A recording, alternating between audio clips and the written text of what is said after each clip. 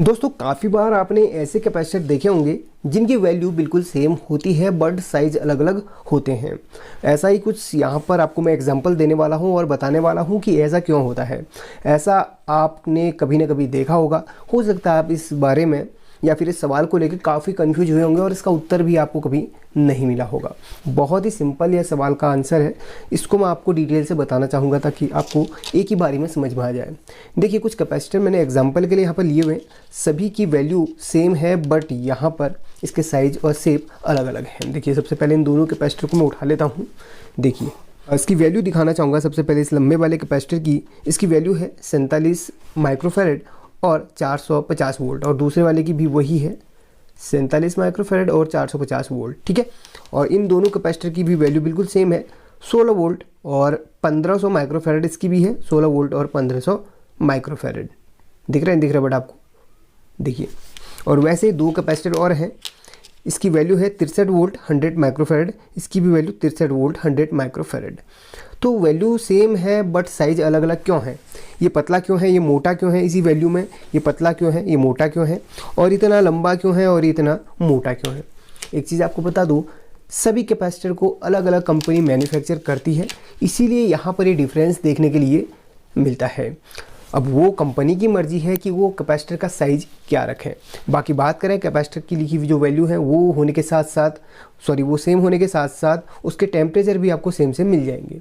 Maximum जो इसका temperature होता है सहन शक्ति इसकी 105 डिग्री की होती है। 105 डिग्री से ऊपर कैपेसिटर आपका हीट होता है तो वो तुरंत ब्लास्ट हो जाएगा। कैपेसिटर ब्लास्ट इसी वजह से होता है कि जब उसका टेम्परेचर अचानक से शॉर्ट सर्किट की वजह से बढ़ जाए या फिर किसी और कंडीशन में उसका अगर टेम्परेचर बढ़ जाता है 105 से ऊपर चला गया, समझो कैपेसिटर आपका फटना ही फटना है। तो लो टेम्परेचर में कभी फटता नहीं, हाई टेम्परेचर से ही फटता है या फिर ओवर वोल्टेज से वह फटता है।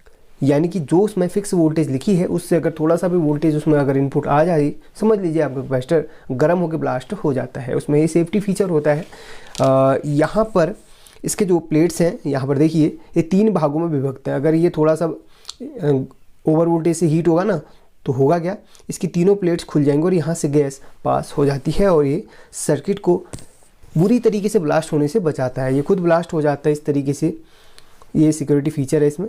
ठीक है, अब आप समझ गए होंगे इसमें कंपनी का डिफरेंस होता है। मैं आपको एग्जांपल के लिए यहाँ पर कंपनी दिखाना चाहूँगा।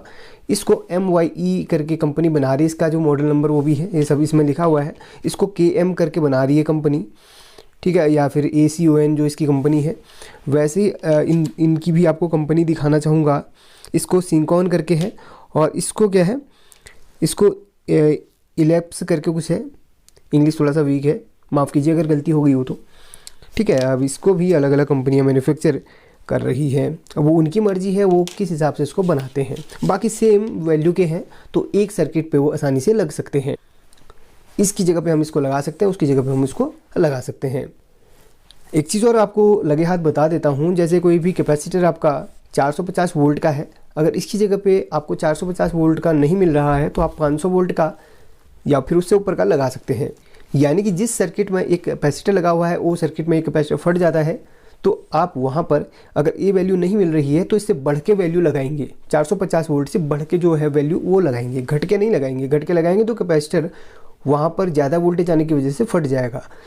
कभी कभी मेरे पास ऐसी कमेंट्स भी आती है, सर 16 वोल्ट का 25 वोल्ट का मैं कैपेसिटर नहीं मिल रहा है, माइक्रोफेरेड भी थोड़ा ऊपर नीचे है, क्या वो चल जाएगा? देखिए 16 वोल्ट का कैपेसिटर नहीं मिल रहा है तो सर्किट पे आप 25 या फिर 35 या फिर 50, 100, 250 वोल्ट का कैपेसिटर लगा सकते हैं, कोई प्रॉब्लम नहीं होने वाली है। बस याद रखिए जो वैल्यू ऑलरेडी वहाँ पर मेंशन है उससे नीचे आप नहीं लगाएंगे। माइक्रोफेरेड की बात करें थोड़ा सा ऊपर नीचे हो जाता है। माइक्रोफेरेड इसकी स्टोरेज से डिपेंड करता है, इसके लोड या फिर उसका जो लोड मेंटेन सर्किट में होता है वही उसका माइक्रोफेरेड होता है। जैसे कि एक सेल पे उसकी स्टोरेज को या फिर उसकी जो धारण शक्ति है उसको हम मिली एम्पियर या फिर एम्पियर के उससे पहचानते हैं, तो वैसे ही कैपेसिटर में जो माइक्रोफेरेड होता है उसकी स्टोरेज वो दर्शाता है।